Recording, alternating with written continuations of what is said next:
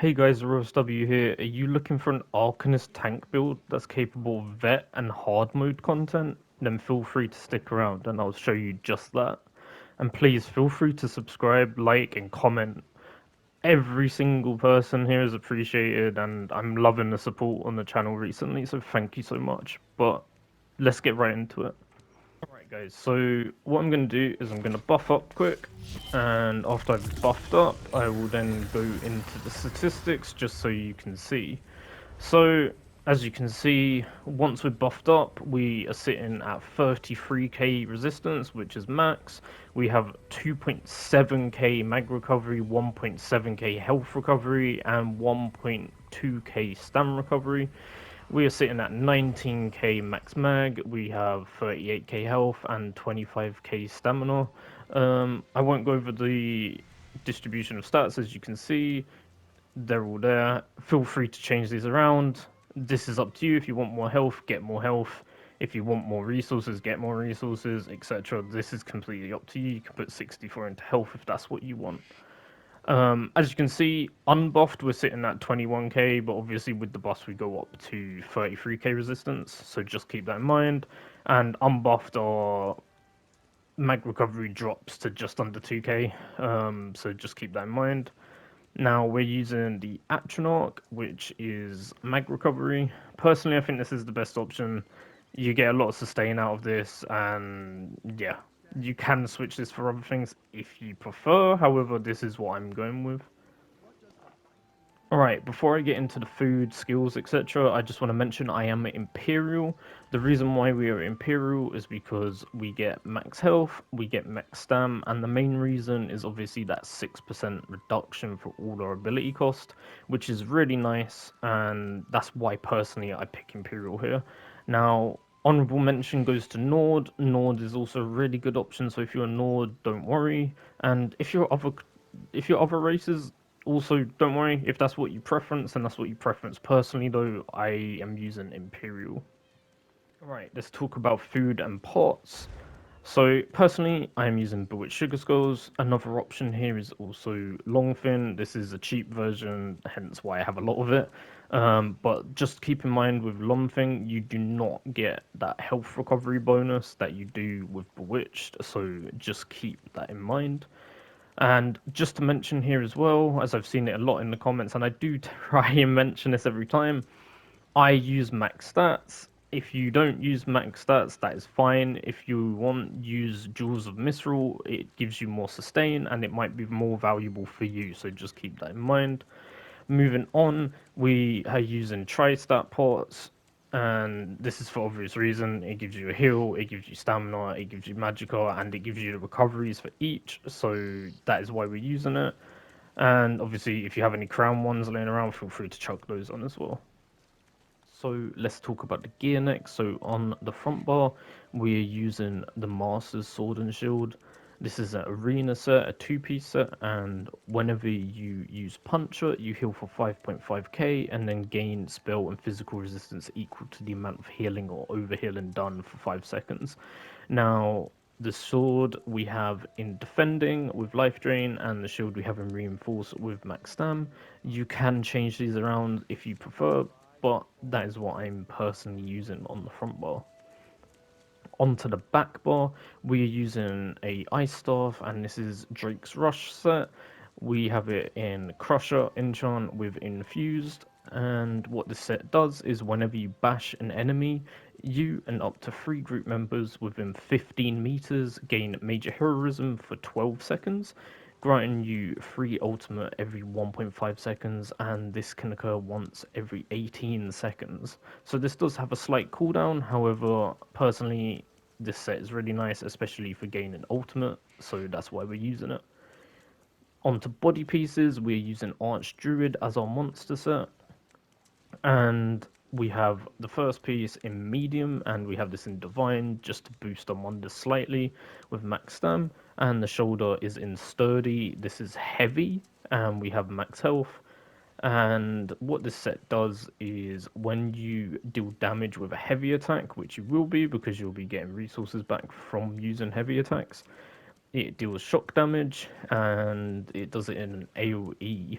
So that AoE can hit up to 6 enemies, and it applies major vulnerability to them for 7 seconds, which increases the damage this enemy takes by 10%, and this can occur once every 15 seconds, so just keep that in mind. It has a 15-second cooldown before you can reapply it.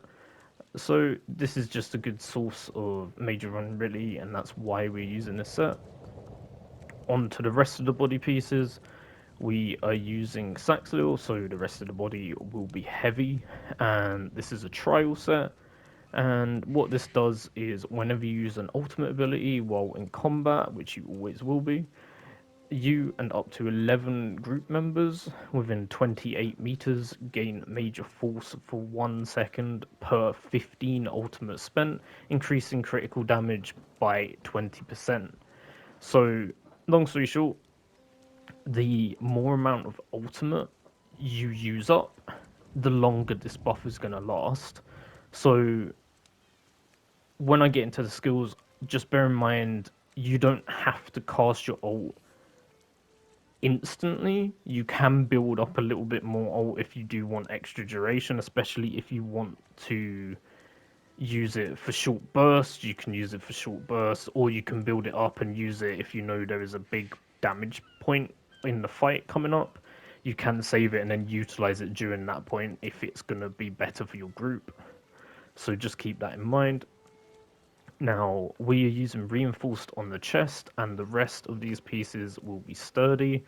I'm not going to go over the enchants too much, but long story short, I have a mixture of different enchants just to get stats up, so that's what I'm using personally. However, feel free to change these to your liking. And then obviously jewelry will be Drake's Rush, and we are using 3 pieces of Infuse. We have reduced spell cost on the first one, and then we have some flat magical recovery on the last 2. These are also subjective. You can change these around. If you want to use harmony, use harmony. If you want to use 3 piece of recovery, use recovery, etc. These are up to you. Switch them around. Same with the rest of the glyphs on the armor. And one thing to mention as well is I'm using sturdy. However, another option is to use reinforce on the big pieces. So, for example, the legs, chest, those sort of things to get the armor. And then you can use divines on the rest of the pieces, and that will get you a lot of recovery, especially if you're using Jewels of Misrule. This is what most people will use. However, personally, I tank with max stats, so that's why I use this with sturdy. So just feel free to switch it around to your liking. Let's get into the skills and subclassing. Now, the one thing I want to mention is this tank is capable of doing vets and hard mode. However, it's a bit more beginner friendly with some of the options that we're going to be taking. And another thing to mention, this is more of a pure Arcanist tank. However, we have thrown in a little bit of subclassing just because there's a skill line which wasn't really being used, and we've picked up something that actually synergizes with Saxlil a little bit, so that's what I will get into later on when I get to the skills. So for subclassing, we are keeping 2 Arcanist lines, but we are picking up Gravelord instead of the damage line for Arcanist.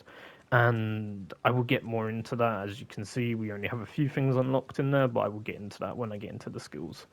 So, starting off on our front bar, we are using Spite Ward of Lucid Mind, and this is a Magicka based skill. So, when you use this, it summons a damage shield for you, which in my case is around 13k, and this lasts for 6 seconds and it scales off your max health. The first time you take direct damage, the shield retaliates, doing damage back to the attacker, and it consumes a crux to heal yourself, and also this is scaling off of max health, so keep that in mind. And refunds 30% of this per crux. So, long story short, if you have 3 crux, you're gonna be getting 90% back resource wise, so this won't cost that much. And it's just a nice self heal to have, so this is something that can help. The damage shield is nice because you can proc this when you're taking a lot of incoming damage. So this is just a nice skill to have. Now, the second one we are using is Crux Weaver Armor. Now, this is our resistance buff, so this will give us major resolve, and it lasts for 30 seconds, and this increases our armor by just under 6,000. And while the armor persists, taking damage applies minor breach, reducing the armor of your attackers by just under 3k for 6 seconds. And blows against your armor also generate crux up to once every 5 seconds. So every 5 seconds you're going to be getting a free crux just for having this active. So there's no excuse not to have this up at all times. You're getting resistances, you're playing minor breach for free, and you're also getting crux. So this is a really nice skill to keep up. Next, we have Pierce Armor. This is from Sword and Borderline, and this is your taunt. And this is more of a close range taunt, and it lasts for 15 seconds, and it applies major and minor breach. This is something that you want to apply onto the big enemies in the ad pool, and then things such as Crux Weaver will apply minor breach to some of those other enemies that you're not necessarily going to be taunting as much. So this is mainly for those big enemies that are really going to cause some damage to the DDs and healers. Next, we're using Leech and Burst. This is a scribing skill, and what I've put on it is pull. We then have the class affix, which is to generate a crux, and then we have put minor breach onto this. You can swap out minor breach if you want. However, the main purpose of this is for the AoE pull.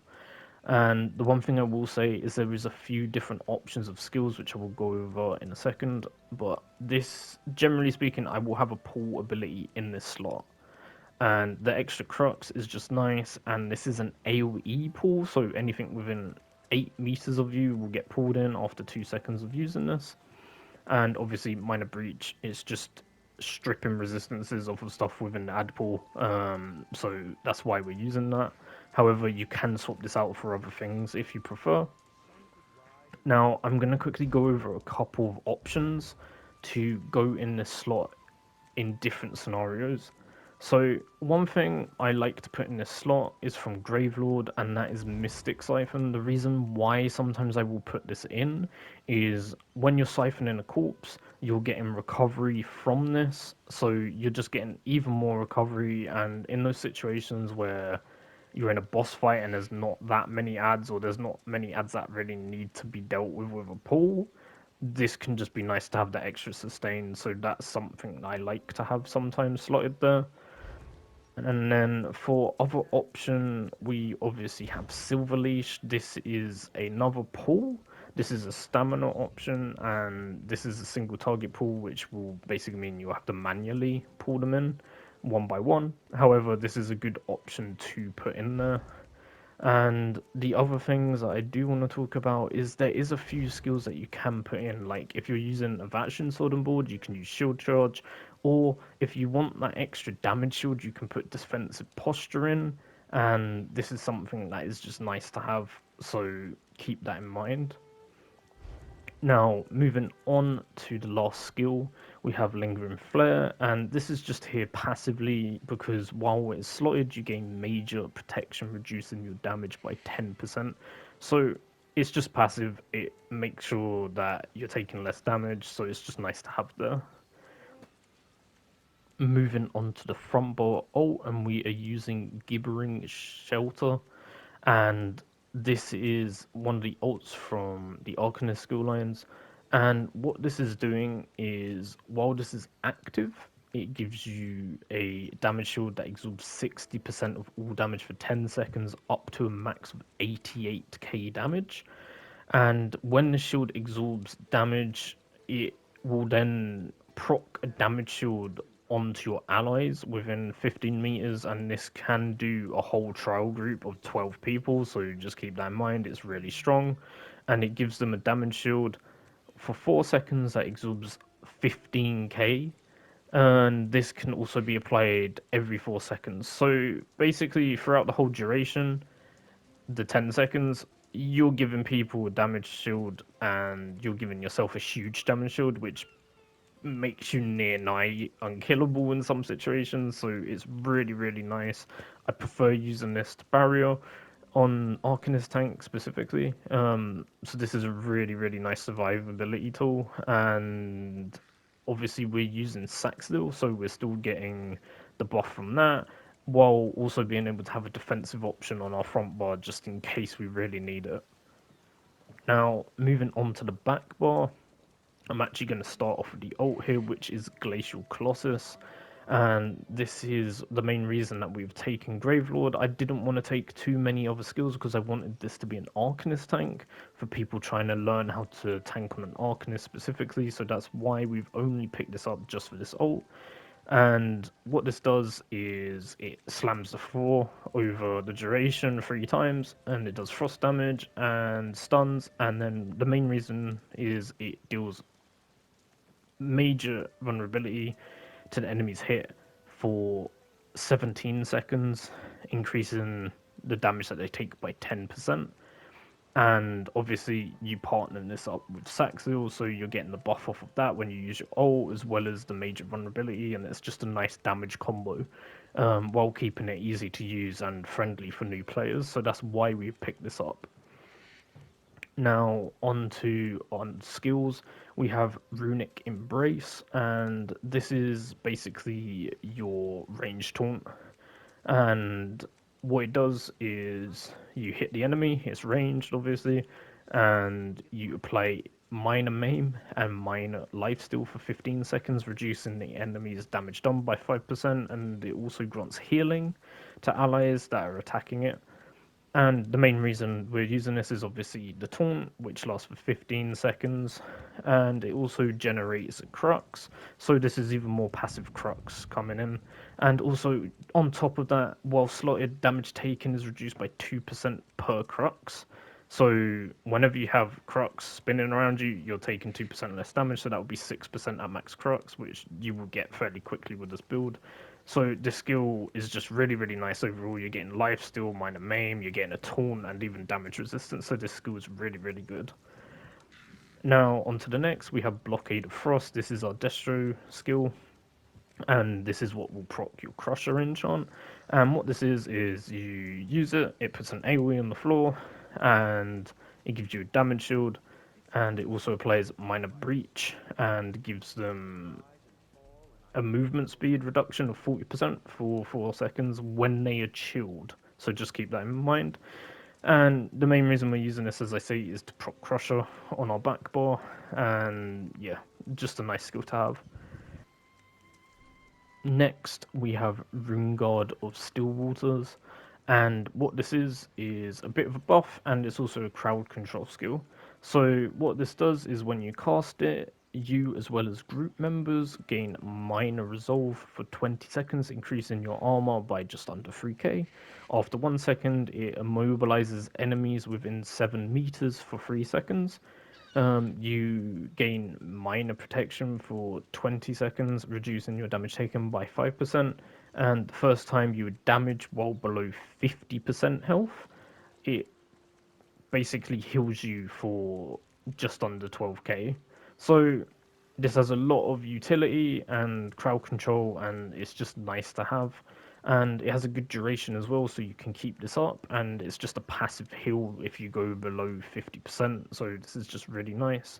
And as I say, immobilize as well, so it's good for crowd control. You can pull things in and then immobilize them, and it synergizes quite well with Legion Burst because this has a 8 meter radius and this has 7 meters, so it's slightly smaller. However, you are going to be immobilizing everything that you pull in, so you can pull things in with this and then immobilize them with this, which is just nice. It keeps everything stacked up.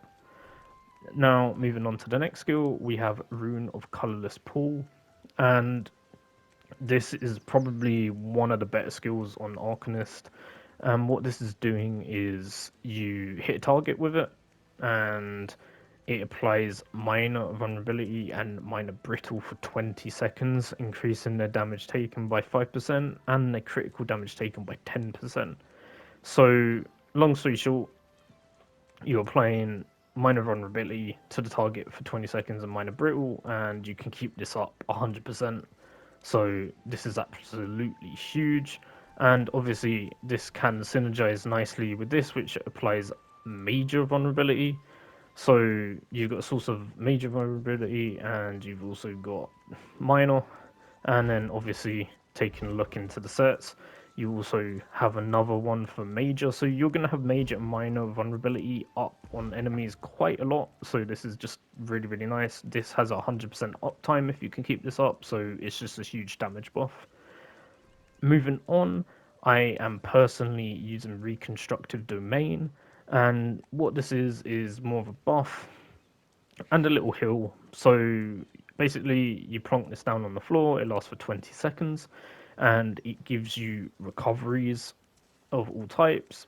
So this is just really nice. You're getting like a huge amount of recoveries off of this, as well as the fact that it heals you and your allies that stood inside. So it's passive healing. It's just nice to have a bit of sustain, bit of healing. It's just what's not to like, really.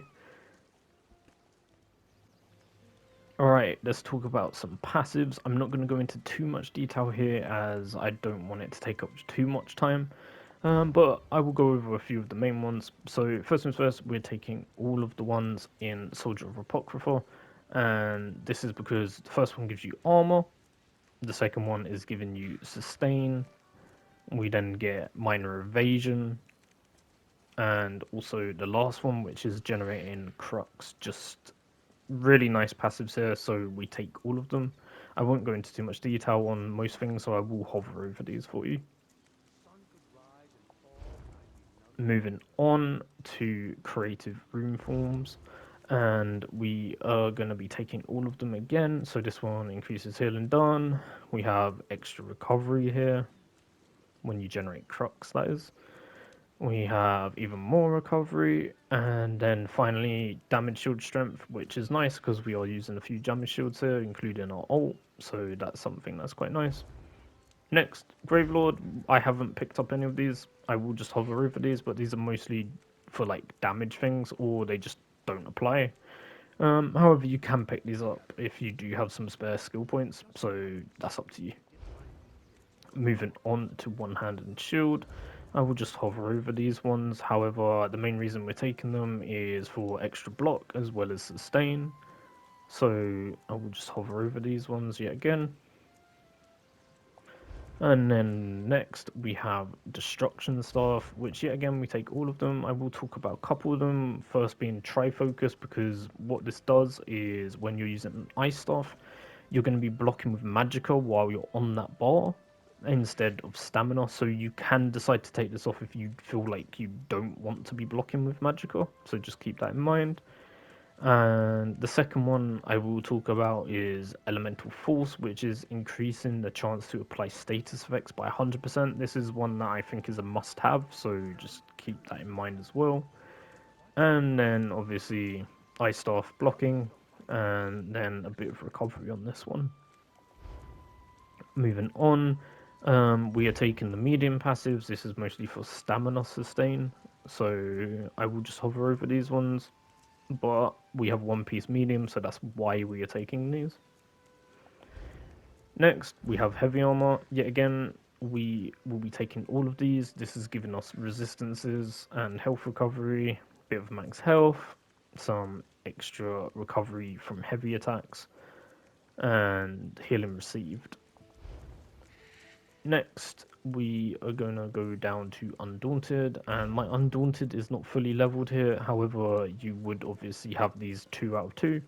And the first one is basically increasing the amount of resources you get from synergies. And then secondly, you get some max stats, which depends on how many pieces of different weights you have. So in this case, we're getting 4% because we're using medium and heavy. So that's why we are taking these. As I say, you would put both points in. I just haven't fully leveled Undaunted on this character yet. Next, I just want to say honorable mentions to Continue Attacked. I should pick this up myself, but this just gives Major Gallop when you're just riding about in general, so that's why I'm going to mention that. Next, we are also using Magicka Aid, which increases our mag recovery by 10% for each support slotted, and as we got this on our front bar, that's why we picked this up. And then finally, as I mentioned, we are Imperial, so I won't go over this, but we are putting points into all of these for the benefits that they give. Let's talk about champion points. So I am just going to quickly show you a couple things in the green tree, and this is going to be Rationer and liquid efficiency. So what Rationer does is increases the duration of your buff food by 30 minutes. This is just, you might as well pick this up, it's just extra time on your food. It means you don't have to reapply as much. And then liquid efficiency is whenever you use a potion, you have a 10% chance not to consume it, which means you're not going to be wasting as many potions as you usually would be, so this is just nice to have. And then finally, the only thing that I really have slotted, obviously you can slot anything else on your green tree, but this one is something that I always slot, and that is increases our out of combat movement speed by 0.4% per stage, so 20% in total. This just means you can get around a bit quicker, especially in between ad pulls, you can get to the next one a bit quicker, so that's why I'm using that. Now on to the blue tree. I'm only going to go over slotables here, as obviously all the passive ones you should be picking up. And what I'm using is Ironclad. So what this does is it gives you 6% damage reduction from direct damage attacks. So this is really important, and this is something you should 100% be picking up, because direct damage is going to be most bosses in the game, and just most hits in the game that you're taking are going to be direct damage. So 6% damage reduction to this is really, really nice. We have Enduring Resolve, which reduces our damage taken from damage over times by 6%. And yet again, just reducing that dot damage that's going to be on you means that there's going to be less pressure on your healer and yourself. So it's just nice. Next, we have Duelist Rebuff, which is another 6% damage, and this is to single target. So yet again, single target and direct damage are very similar. So this is a really nice one. Most bosses are going to be doing that damage type to you, so this is a must-have in my opinion. And then finally, Unassailable, which is area of effect damage reduced by 6%. Now, the one thing that I will say as well is you can also slot Bulwark. However, personally, as we're at max resistances, I don't see this as necessary. However, this is something that you can slot instead of, say, Unassailable, for example, so just keep that in mind. That is another thing that you can put there. Next, I'm just going to go over the red tree. Now, there is a few different options here that you can take, so I will go over them as well. But personally, I'm using Bastion. This is increasing the effectiveness of our damage shields by 15%, which is really, really nice. It works with the ult as well, so it's just buffing the amount of damage that it can take. We're then using Bracing Anchor, which is for the 20% block mitigation. Just bear in mind, you're going to be 16% slower while using this, so if you don't like that, you can swap this out for some other options. However, personally, that 20% block mitigation is really, really good, so that's why I'm using it. I'm then using Fortified for max armor, which is obviously resistance, and then Boundless Vitality for the extra health. Now, I will say Expert Evasion can be really, really nice for that free dodge roll every 30 seconds, and then obviously Rejuvenation is another option here that you can take if you just want that extra bit of sustain. Personally, I don't feel like it's necessary, however, I do have it unlocked just in case. Another honourable mention is Shield Master, which is reducing the cost of our damage shields, which can just be nice to reduce the cost of a little bit. However, yet again, I prefer Bastion, so that's why I'm not taking that. And then a really situational one, which might be good for new players starting off, like say it's their first ever tank and they need that extra healing. Soothing Shield can give you a little bit of passive healing as well, so this is really nice for like beginner tanks, so that's something I will mention as well. One other thing I will say as well is we have Celerity. Personally, I don't have this unlocked, however, this is something that you can put on if you want to be a bit quicker, or even if you want to counter the negative effect of Bracing Anchor. So I will just put this in here as well, as this is something that you can pick up. So yeah guys, that is the build, and I hope you guys enjoyed. I will just say as well, thanks again for all the support on the channel. Honestly, it's been so overwhelming seeing the amount of comments, likes, just even the views are just crazy to me. Like, I just can't believe the amount of support I'm getting, and I just want to say from the bottom of my heart, thank you so much for all of that. It's really appreciated, and I didn't expect it. So I just wanted to say that. And also, another thing, feel free to put comments in the description if you feel like there's a change you'd make to the build or just anything you want to put in the comments, even if it's criticizing certain aspects of the build, etc. Feel free.